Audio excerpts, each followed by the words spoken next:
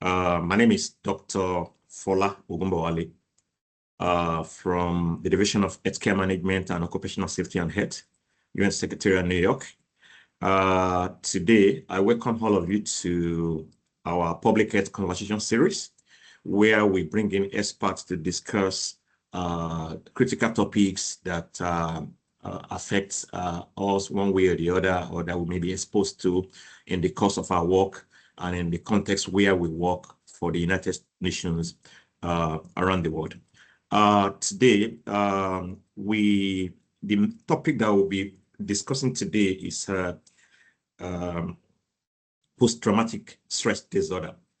As part of our ongoing commitment to supporting the health, safety, and operational readiness of our personnel, we're taking time to focus on an issue that we know affects many of us because of the context where we are working.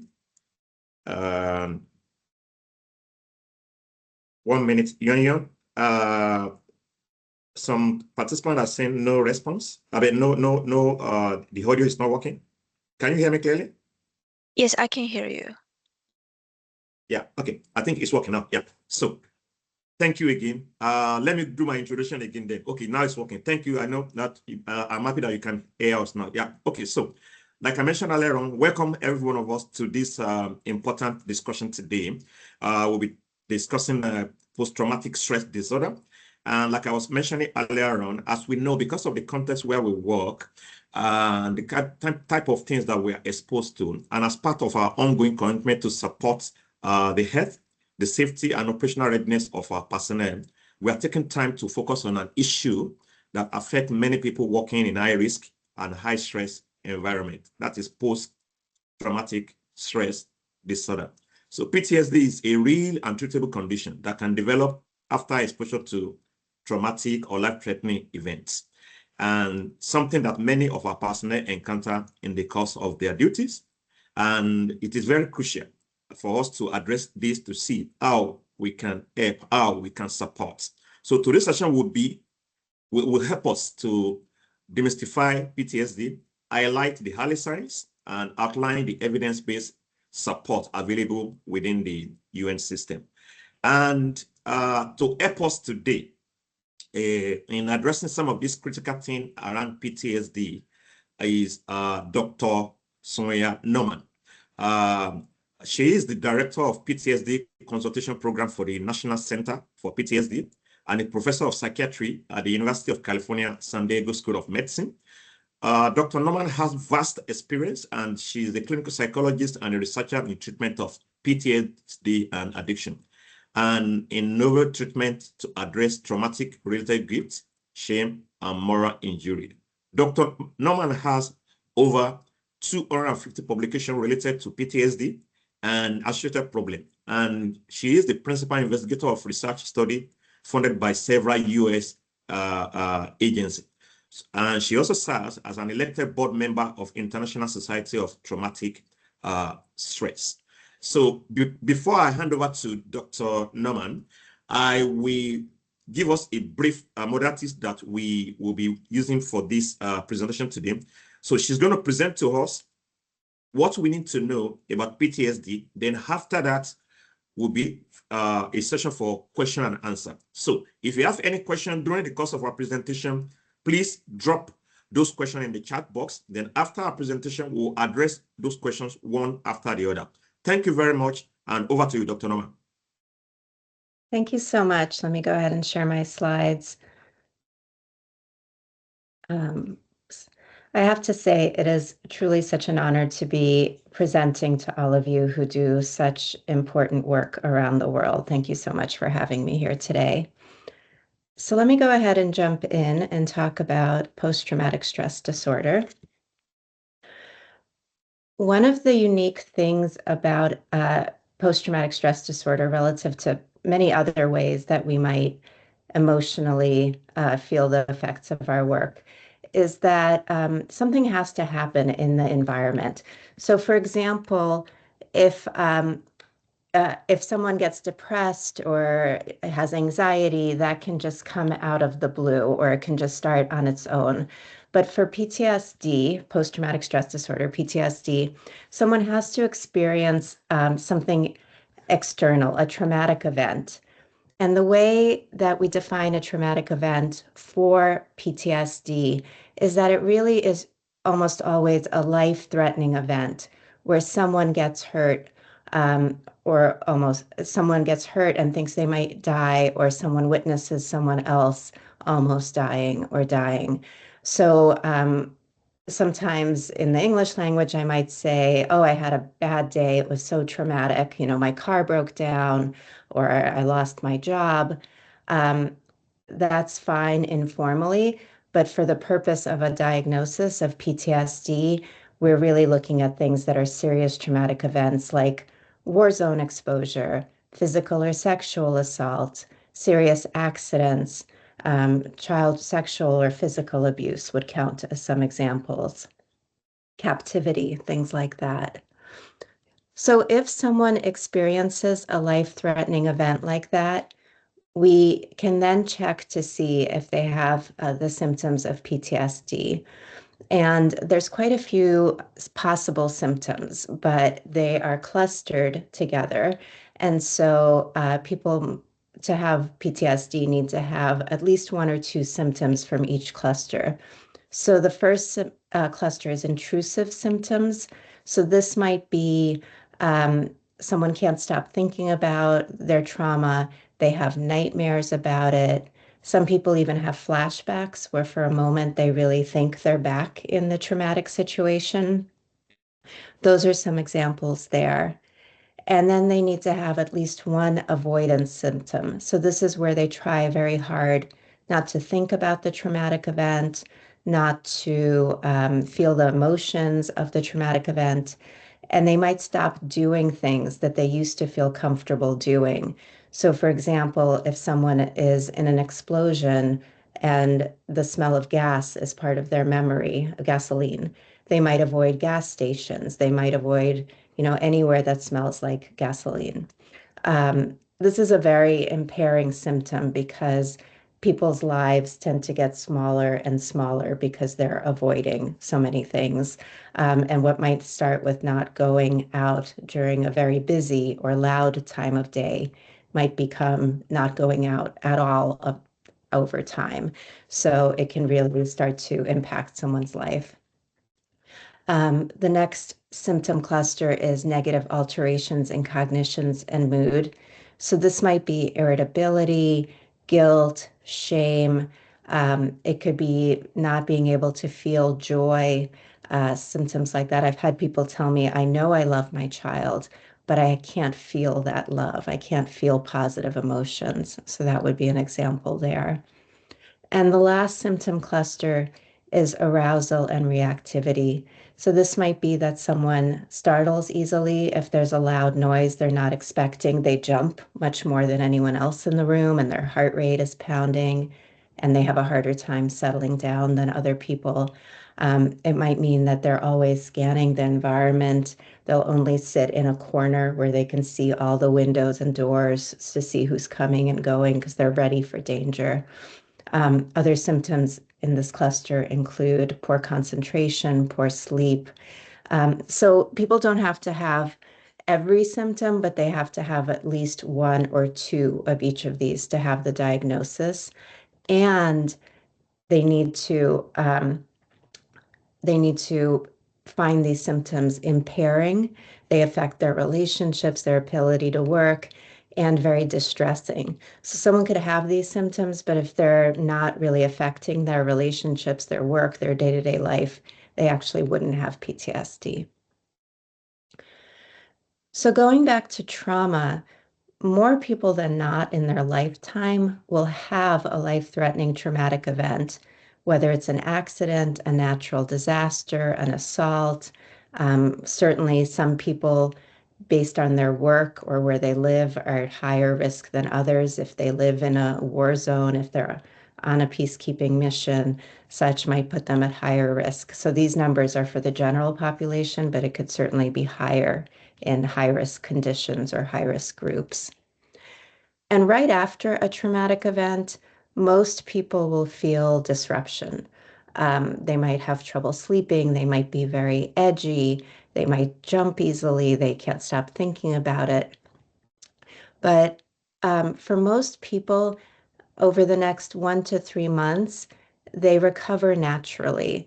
Maybe they have some leftover, negative feelings, reminders, but for the most part, time kind of helps them move ahead.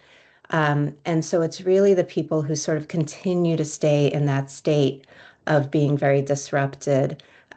Those are the people who might go on to develop PTSD. So sometimes we think of PTSD as someone who doesn't recover naturally in those months after the traumatic event. And generally, in the US population, about 7% of people have had PTSD in their lifetime. It varies around the world. I did find a study of peacekeepers that is quite recent from 2024 that pooled together all the other studies of peacekeepers to look at what rates are of PTSD. And I think what we see is because of the huge variability of what a peacekeeping mission could look like, there's huge variability in the rates of PTSD among among peacekeepers. So you can see it could be as low as less than 1% and as high as 25%. And then you can also see for recent conflicts in Afghanistan, the Persian War, Vietnam War, what those look like. In addition to the symptoms, there's other ways that PTSD often affects people's lives. So they might have higher unemployment rates because work is harder. PTSD is a stress reaction, so it wears on the body. So there's more medical illness. There's, again, that disruption at home, at work. So people who have difficulties with their functioning, with their relationship. Suicide is not a symptom of PTSD, but rates of suicide attempts, suicidal thoughts, completed suicides are higher among people with PTSD than the general population. And we see just generally a reduced quality of life. So clearly living with PTSD is hard and very disruptive and impactful. But the good news is that we do have treatments that work. And I will say that this is a bit of a newer development. Even though after every major historic event, violent or event or war, we've had some sort of syndrome that is basically PTSD. It's always been called different things. And it wasn't really until about 50 years ago that we started to recognize PTSD as sort of one disorder that can happen from all these different kinds of events, wars, assaults, disasters. So it really opened up the door for us to study treatments. And for a long time, we thought of PTSD kind of like diabetes, something you have to live with, something you manage for the rest of your life, but you can't really recover. And the good news is that we now know that you can actually recover. We've studied and seen in a very large literature now that we have treatments that work. So there's several international guidelines that bring together all the studies to see what works. We have the International Society of Traumatic Stress, American Psychological Association, Australia lets out a guideline through Phoenix. England has one, Great Britain from their health system. And in the US, we have the Veterans Affairs and Department of Defense Clinical Practice Guideline. I've served on this committee. It's updated every 5 years. So I served in 2017 and 2023. And I'll share with you some of the findings. So even though we have about 5 different very well-recognized international guidelines, what I'm sharing with you is consistent across all of them for the most part. So everyone who's looked at the literature, even though they've looked at it a little differently, they've asked slightly different questions, the results are pretty similar. So the most effective treatments we have are talk therapies. So where the person with PTSD, I'll call them the client talks to a therapist. These therapies, what's nice about them is they use a protocol, and the protocol is about 12 meetings with the therapist. And those meetings can be done once a week for 12 weeks. Those meetings can be done once a day for 12 days. What we don't recommend is doing them once a month for a year because the consistency is very important. So what's nice is if someone comes to me and they have PTSD, I can tell them, these therapies are a lot of work, but after 12 meetings, the data shows that you are very likely to feel much, much better. So the three that have the most support behind them are cognitive processing therapy, prolonged exposure therapy, and eye movement desensitization and reprocessing, which, because it's such a mouthful, we often just call EMDR. And these all have in common that they help people process the emotions, the memory of the trauma, so that it doesn't have so much control over them. It's still obviously a horrible thing that they experienced, but it no longer kind of rules their day-to-day life as much as it has been. It's a bad memory from the past, but they can go on and live their life and have a good quality of life and have relationships and work and things like that. And so these really do help people process the trauma to kind of put it in perspective, give it the right size in their life, not control their whole life as it often does, or much of their life as it does with PTSD. There's a lot of information about these on our website, the National Center for PTSD, and lots of other sites. One thing these three have in common, or a few things they have in common, is they've all been studied in at least 20 trials. They've been studied around the world in higher resourced areas and lower resourced areas. They've been studied with people who have other comorbid conditions, such as substance use, pain, other things that can complicate treatments, and they are very effective through all those circumstances. There are also medications that can be helpful for PTSD. These include medications generally that also work for depression. So sertraline, or sometimes known as Zoloft, or venlafaxine, sometimes known as Effexor, are two medications that help symptoms. I will say with these, they can be most effective when someone's on them, whereas the therapies that I showed you, even once someone is done with those 12 meetings, we see that a year later, even we have data 5 years, 10 years later, people are still doing much better. And even when they experience very additional traumas, additional difficulties, they recover more quickly. There's a lot of interest on whether what we call integrated or complementary practices are helpful. So this would include things like yoga, meditation, acupuncture, tai chi.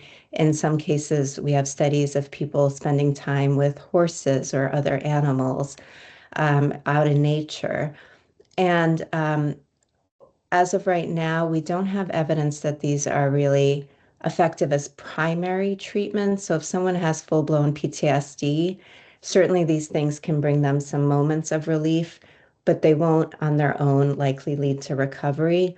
But they can be very helpful in addition to treatment or as a way to manage symptoms. So certainly those are wonderful things for anyone to do if they work for the person, but someone may also need one of the treatments we discussed. So often, I work in the U.S. Veterans Affairs system. That's where the National Center for PTSD sits. And often the people we see, they were in traumatic situations, maybe in a relationship, in a war, in a peacekeeping mission, but now they're safe. But we also know there's many people in professions who continue to be in situations that are stressful, where they're at risk for for future trauma exposure, where every day they don't know what might happen. They might experience a traumatic event. And so one of the things that we think about is how do we help people who continue to be in high-risk situations. The other thing, actually, I realized, let me get to this first, is when you're continue to work in high-risk situations, you may be working with people who have PTSD. So one of the questions we often get is, how might PTSD affect people in the workplace, and how might we support them? So one thing you might have noticed when I talked about the symptoms of PTSD is it could look very different on different people. And so there's no one way that I can tell you if someone has PTSD, this is how it could affect their work. Because depending on what kind of symptoms they have and what their traumas and triggers, reminders are, it could look very different. So for some people, they may seem, sometimes when they're under more stress, they may seem less organized. Some people, when they're triggered or having a bad PTSD day, they may withdraw more. They may not communicate as much. They may have a harder time opening up or trusting others, because PTSD, especially if the trauma involved other people, can really disrupt someone's ability to trust others. They can be very hard on themselves. If there's a stressful or crisis situation, their primary concern may be around safety, because a sense of safety is so disrupted in PTSD.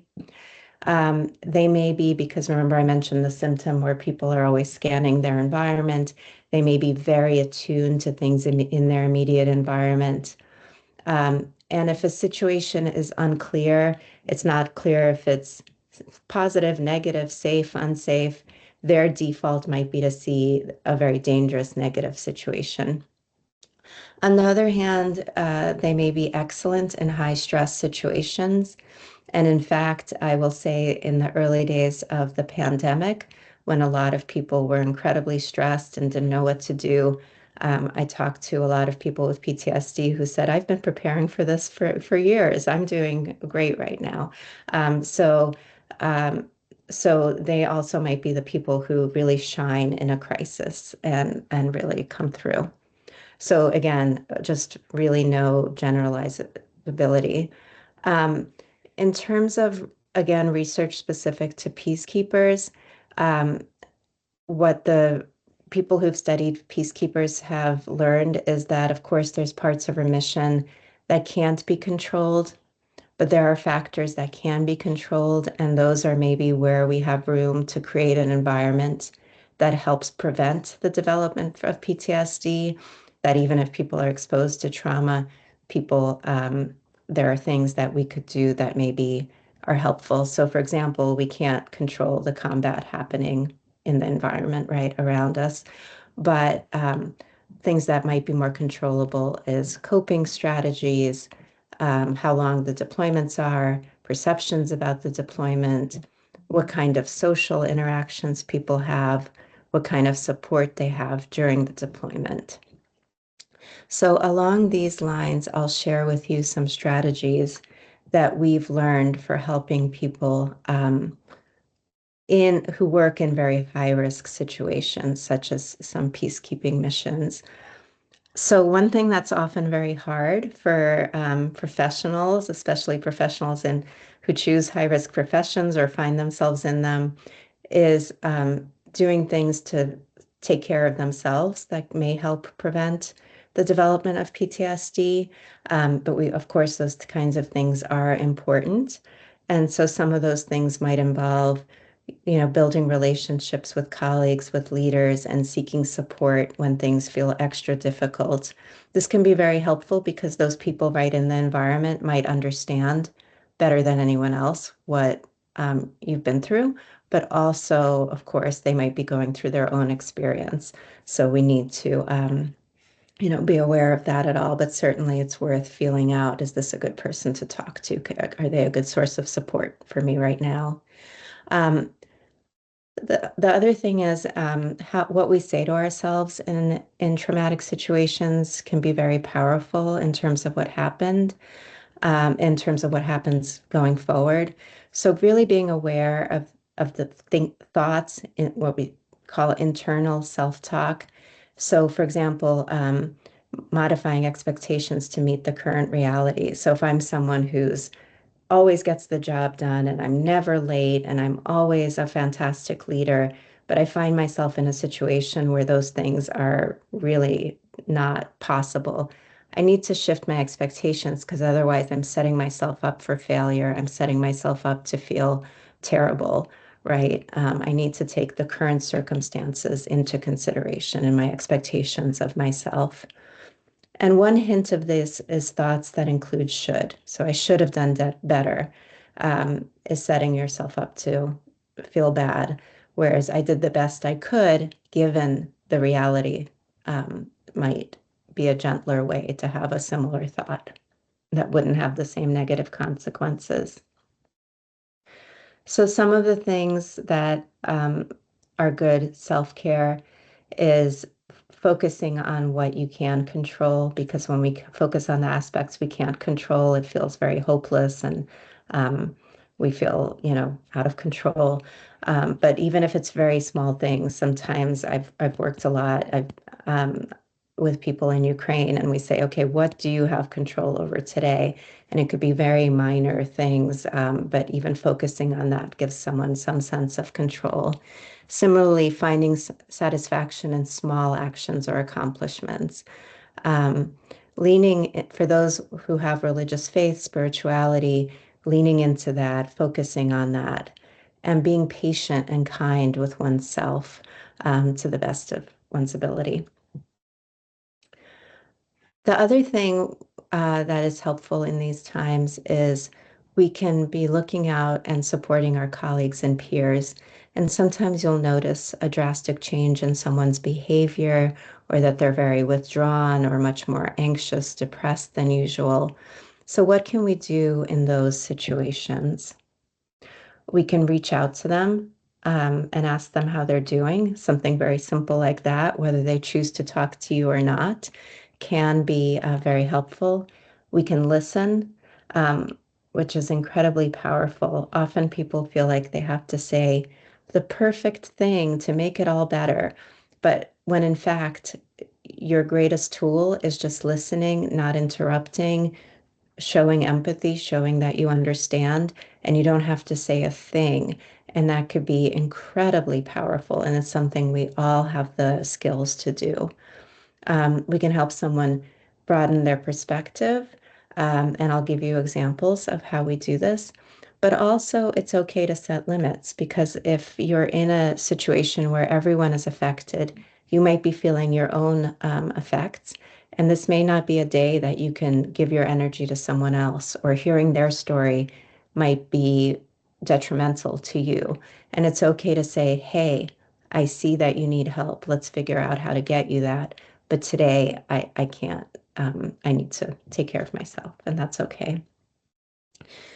So if we do approach someone or they approach us, and you are listening, what you want to convey is an accepting, non-judgmental, empathic stance. So someone might feel very guilty. They might be blaming themselves for something. They might feel shame. They may just not know how you're going to react. Maybe you're going to get angry with them. Maybe you're going to, storm off. So one of the most powerful things we can do as we're listening is show them that we're not judging, that we understand, we can nod, we can, just make sure that do our best to show that we're there and we're open to what they're saying. And because in such situations, everyone is going through something, it's important also to check in with yourself. Are you making assumptions about what was right or what was wrong? Are you hearing what they're saying about what they're upset? Or are you making assumptions that they're upset for the same reason you're upset, which isn't necessarily going to be true. Everyone interprets situations differently. And one thing we know is that sometimes after a difficult experience, especially if someone is feeling any sense of guilt, they might self-sabotage. They might start using alcohol or drugs. They might do things that are bad for their career, that are hurting relationships, that are, not good in terms of their chain of command. So you might look for that and also sort of give them a heads up or, encourage them to seek help if that's the case. This might be a topic for another talk, but on the National Center for PTSD website, there are manuals that are known to be helpful when people experience a large-scale traumatic event for the whole team. So stress first aid is right in the days, a couple of days right after, and skills for psychological recovery are helpful in the months after to recover from large-scale traumatic events. As leaders, we can also do things to be helpful after traumatic events. So leaders can be particularly helpful in preventing distress and also in mitigating it from having its worst outcomes. And leaders are most effective if employees respect their experience and opinions. And leaders have a strong role in setting ground rules and communicating organizational values and standards. So people look to the leader, right? So some things that we've seen are helpful is if policies are changing often, or if decisions are coming down that might affect, people's safety, survival, or just decisions that are unpopular, is just to communicate clearly so that people know what's happening, even if they may not agree with the policies or the decisions, to at least feel that they know what's happening. Leaders can send messages that these situations can be hard, that people might feel challenged by them, that they can feel distressed, that's what happens when we do this kind of difficult work, and situations like, traumatic events occur, that's normal. Leaders can check in, they can have debriefs, they can normalize these reactions, and they can give even a small amount of praise, because if someone is feeling really terrible about how something went, pointing out, that you couldn't do anything, and you did this thing that was, helpful. Even small praise can be helpful. Reminding your teams that they're doing their best under difficult circumstances, and that we aren't always our best under difficult circumstances. We don't have time to be our best. We're in a moment where we're making snap decisions, where we're under a great deal of stress, where we're in survival mode, where literally our brain functions differently than when we have all the time in the world to make a decision. And so we don't always do our best under difficult circumstances. And then also leaders can have a strong role in destigmatizing help seeking. So if a leader, makes fun of getting, medication therapy, or makes it seem like a very awful thing to have to do, then people are less likely to do it. But if a leader, normalizes that, and destigmatizes it, then people are more likely to do it. So I wanted to share just a couple of resources with you. You are welcome to go to the National Center for PTSD website, and there are just information about anything, any question you might have related to post-traumatic stress disorder. There's also a lot of tools, and so one of them is About Face. These are videos, and I will say they are videos with U.S. Military veterans, but there's a great deal of emphasis on the site on having a diversity of trauma types, on people of different backgrounds, different experiences. So we find that people who want to learn more about PTSD can watch some of these videos of these people telling their story, how they knew they had PTSD, how it affected their life, how they realized they needed help or treatment, what their life is like now. And they can learn a lot, and it can be very encouraging. So if you're interested, if you just put into Google or any search engine About Face PTSD, it'll come up, and you can hear any stories you like. There's shorter stories and longer ones, and you can find a story that resonates with you. And there's also resources for family and friends. These are guides in English and Spanish that for people who want to learn more about PTSD, or for just whether they think they might have it or they think they know someone who might have it. These are great resources um, to read to learn more about it and how to support someone. So just to summarize, PTSD can occur when a person is exposed to a traumatic event. And that traumatic event isn't just a bad life stressor, but a life-threatening, where they think they might die or someone does die. Such exposure to traumatic events is very common, and most people have some symptoms after the exposure but don't develop PTSD. But for those who do, it's also a very natural reaction. It's not a sign of weakness. And it's not a life sentence because there are effective treatments. So I hope this is helpful to you to know what it is, to know how to support others, and that this information is useful to you. And I'm happy now to have some discussion and questions. Thank you so much, Dr. Norman, for this wonderful presentation and for taking us through PTSD. And I mean, it's very good to know that we have a lot of support and a lot of things that we can do personally to help ourselves, like focusing on ourselves, which I see is something that is very important that we need to do as individual. Colleagues, if you have any questions, please drop them in the chat box because that's where we'll be picking all the questions from. I'll be starting with this. The first question I'll be asking you, Dr. Norman, is this. What if someone experiences an event that is traumatic to them, but that is not life-threatening? Could this still fall under the category of, or could this still lead to PTSD? Yeah, so that's a great question. It can, going through traumatic events doesn't only lead to PTSD. People can have depression or anxiety or just feel a lot of moral distress if it was a very morally difficult situation they found themselves in. And all of those are true if the event isn't life-threatening. So certainly if someone is in stressful work situations, there are many examples of things that can happen that are very difficult, affect them very, very deeply, that wouldn't necessarily meet the definition of a traumatic event for PTSD. But absolutely, they can be impacted by those events. So all of the things that we talked about in terms of self-care and supporting colleagues and leaders supporting their teams would still be very helpful.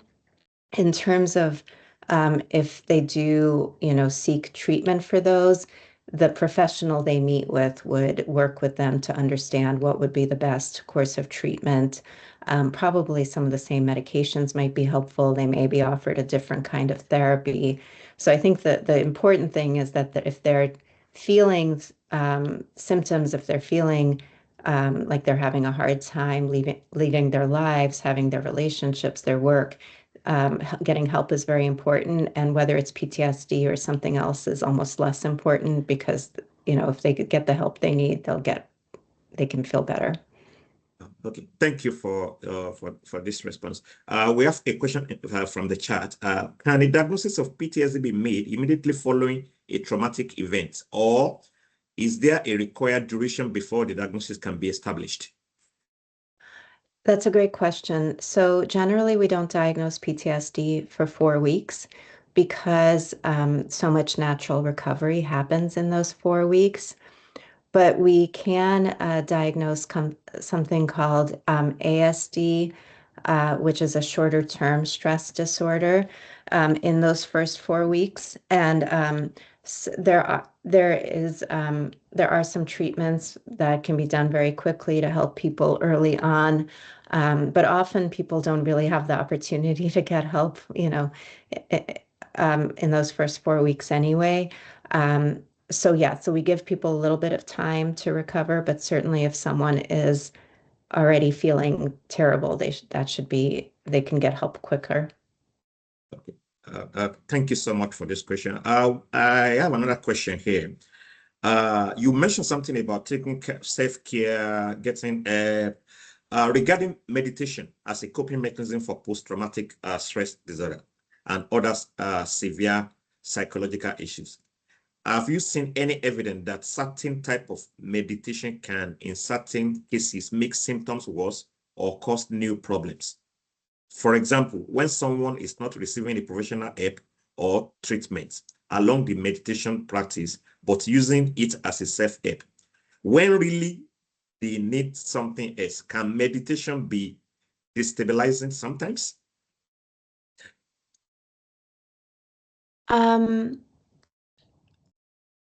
I haven't seen research to suggest it can be, but I think what I haven't seen research that it can be harmful, but I think if someone's doing it and it feels not good, it's making them feel worse, I would just say stop, right? And there's a lot of different kinds of tools like that we can try.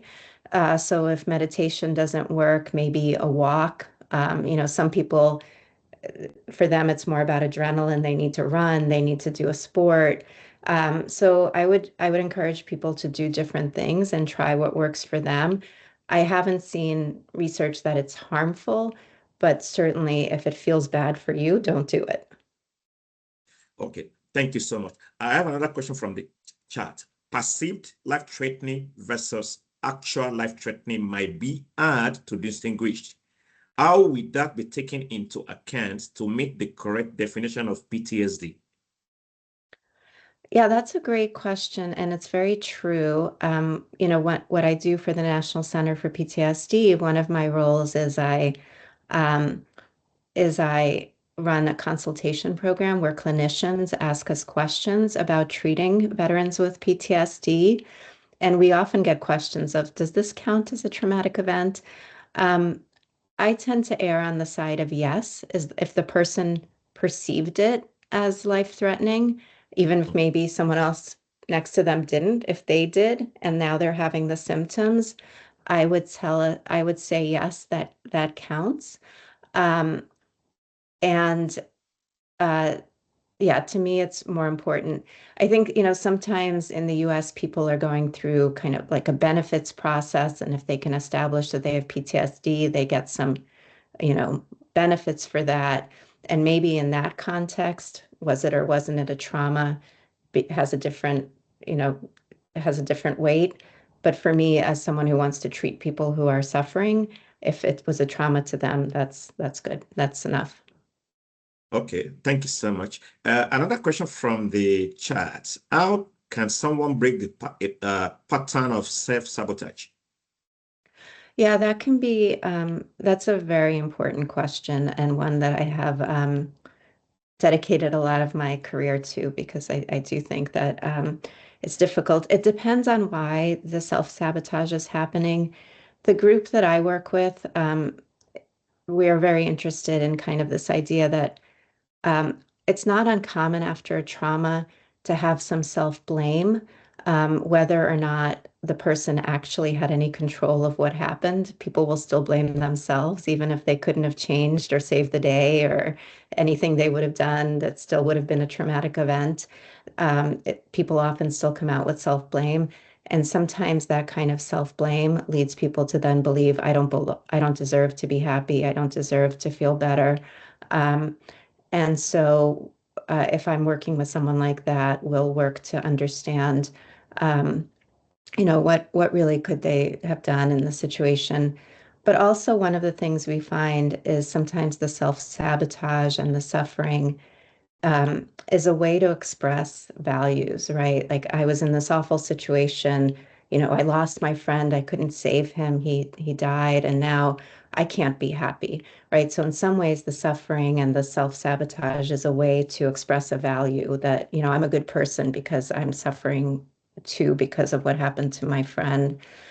So in those cases, we might help someone find other ways to express values. What makes them, what can they do that feels meaningful, that gives them a sense of purpose in life, maybe even brings joy? And we try to help them do those things so that they can express their values in positive ways instead of through self-sabotage. and suffering. So that's one strategy. But again, sometimes the self-sabotage, for example, they start using alcohol because it numbs them, but then they develop an addiction. So then we want to treat the substance use disorder, that we want to treat that alcohol problem. So it just, we want to understand why someone is self-sabotaging, and that lets us find a path to help them. Thank you so much. The next question is this. Do we know who may be at risk of developing PTSD after trauma exposure? That's another big area of study. If we knew that, we could probably do a lot of prevention. And so what we know so far is what might increase the odds, but not who will develop PTSD. So, for example, among women, among people of color, among people who've had a lot of prior trauma, there's slightly higher rates of PTSD after trauma. But that doesn't mean that anyone in particular who comes to my office, I'm not going to say, oh, you're a woman, you must have PTSD, right? It just means that statistically the odds are a little bit higher.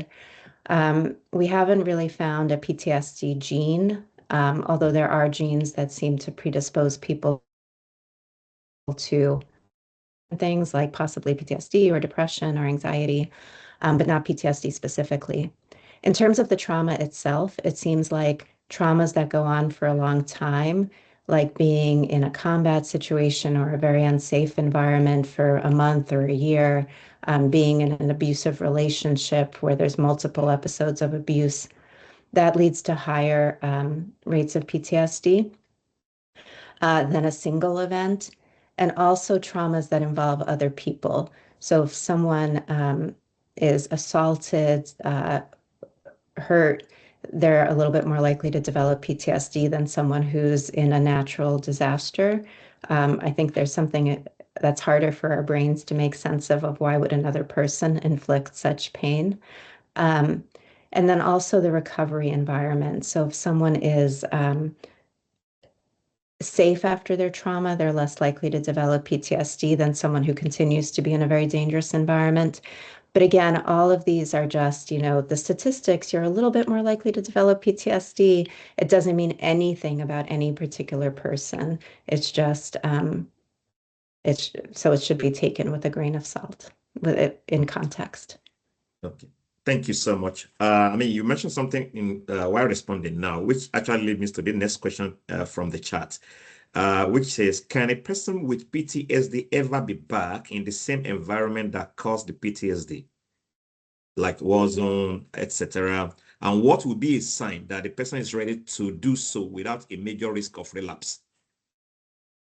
Yeah, that's a great question, and it's very relevant often. A lot of times when there are conflicts, the military needs to redeploy people because they don't have unlimited new people, right, to send in. Or we often work with people who are first responders who, go into fires, or peace officers, who go into dangerous situations all the time, and they want to keep doing the work. They don't want to leave their job, but being in those environments, people, will be exposed to further trauma. So yes, we do know that the best thing that can be done is to get them good treatment, and then they can decide if they're ready to go back in. But we have lots and lots of data that people in these high-risk situations and professions can get successful treatment and can continue to do the work in those environments. Okay, and there's another question on meditation. Is there any evidence that some of these practices, e.g. meditation, yoga, might have protective effect for developing PTSD? It's a great question. All of these are great questions, but the prevention research is hard, right? Like, how do we know if someone doesn't get something? And I know, again, militaries and associations that help or work with people in high risk professions, they're very interested in this question of prevention. I don't think we have definitive answers, but certainly training to be prepared, to, a lot of training now happens with simulations, so people feel more ready when they're actually in a traumatic event, um, or doing things to kind of, I think meditation is a good example because it helps people control their physiology, right? It helps them get back into a resting state more quickly, whereas in some ways, PTSD is not being able to get back into that resting state. It's staying elevated in that I'm in danger kind of state physiologically. So I would say it can be helpful. Do we have studies that really definitively show if people meditate, they're less likely? No, because that research is hard, but certainly anything that kind of helps people have that control of their physiology and be prepared, just from our understanding of biology, physiology, animals, we know that that's helpful. Okay, thank you so much. During your presentation, you mentioned a lot of strategies that can be used, like how to do self-care and or do stuff.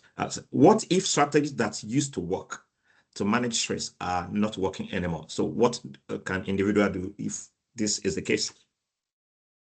Yeah, I mean, in some ways, that's probably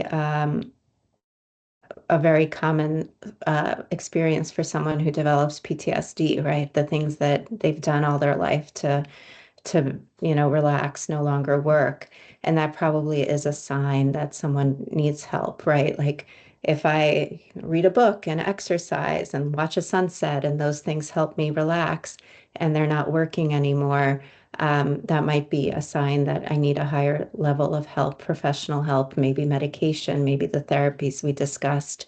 um, I also would encourage trying other kinds of strategies, talk to people, connect with people, see if there are other things that might work. But I would say if the things that have helped are not working, that's a good time to talk to a professional. Thank you so much. The next question is, can PTSD go away on its own, or does someone always need treatment? So, um, the research suggests that if it hasn't gone away on its own by 3 months or 12 months after the trauma, it's less likely to go away on its own. It's not impossible, but it's less likely. So we do encourage people to get treatment, but it still can, it's not impossible. It still can go away on its own. But if treatment is, I realize treatment isn't available to everyone in all places at all times, but if it is, it's certainly a faster way to feel better. Thank you so much. The next question is this. What simple things can we do daily, especially some of us are working in maybe conflict zone or in difficult situations or locations. What simple things can we do daily to protect our mental health in stressful environments? Yeah, great question. Um, you know, again, finding the small things that you can control and focusing on them, taking even a moment to focus on, okay, I could do this and I did this today. I could, clean my area and I cleaned it. And, that small can be helpful. Focusing on any even very small accomplishments, I talked to this person today and gave them some good direction and it helped them. And even though the day was very difficult and full of terrible events, that one thing I feel good about, taking a moment to focus there. Any moment, of gratitude, we know taking a moment to feel grateful again, even for the smallest thing in a very difficult situation can be powerful. There are, if you have access to apps, there are a lot of free apps. The National Center for PTSD has good apps for managing stress and in difficult situations. So if, whatever tools are available to you, I would very much encourage using them. And the nice thing about some of those apps like PTSD Coach, which is free on Android or Apple, is you can kind of swipe and it'll suggest meditation. You say, no, I hate meditation. You swipe again and it suggests a different tool. So it gives options so people can find something that resonates with them or feels like it could be helpful to them. Thank you so much. Another question from the chat is, can you tell us something about CPTSD, complex post-traumatic stress disorder? Yes. So today I really spoke with you about the Diagnostic and Statistical Manual criteria for PTSD. There's also the ICD criteria for PTSD. And the ICD recognizes both PTSD and complex PTSD. And so they consider PTSD to be very straightforward, often from a one-time traumatic event, not a much kind of more basic presentation. And then they consider complex PTSD to include people who've been through many traumas and often have more comorbid conditions, such as, an addiction, be more likely to have, suicide risk, be more likely to, have disruptions in relationships, disruptions in how they can manage their emotions. What I talked to you about today really includes both groups, which is how the Diagnostic and Statistical Manual sees it. And I will tell you that in my 20 plus years of clinical practice, it's rare to see PTSD that wouldn't meet that criteria of complex PTSD, especially in the settings where I've worked. Most people have been through multiple traumas. Most people have comorbidities, like other related conditions like addiction, or many people have had suicidal thoughts and behaviors. So, so everything I spoke with you about today is consistent for both PTSD and complex PTSD. Thank you so much. I know you mentioned some app or resources that may be available for personnel to use. And I mean, I'm happy to tell you that we have an in-house app, the UN Mind Companion app, that was actually specifically designed to help personnel that are working in complex situations just to gauge their mental health. I put the link in the chat box, the UN Mind Companion app. And this app is available on the Google Play Store and the App Store for download. And so I think we've been having more than, in terms of usage, more than 7,000 hits every month of usage on this app since it was launched. And this is part of the UN Mental Health Strategy Program, specifically designed for the peacekeeping operations. But fortunately, this app is available to both uniformed personnel and civilians, personnel working for the UN. I will implore us, if you don't have it on your mobile, please hit that link. You can always go there. There's a link for you to download the app, or you can open your phone, go on the App Store, or if you are using Samsung or whatever app phone you are using, if you hit, you will always see the UN Mind Companion app there for download, and it has a way of, it's an interactive app that will help you to do like some kind of daily check of your mental health. And also we are also working on some UN e-modules, which is more or less like about 10 modules specifically designed to help personnel while working on the field to deal with any form of mental health issues or things that they may be facing. And this is still under development, and hopefully once we launch it, maybe we will see, I invite all of us to have a presentation and walk us through what these e-learning modules can do. And also maybe in future, we may also have a session on the UN Mind Companion app and do some kind of a refresher on the app and how you can use the app. I mean, it's been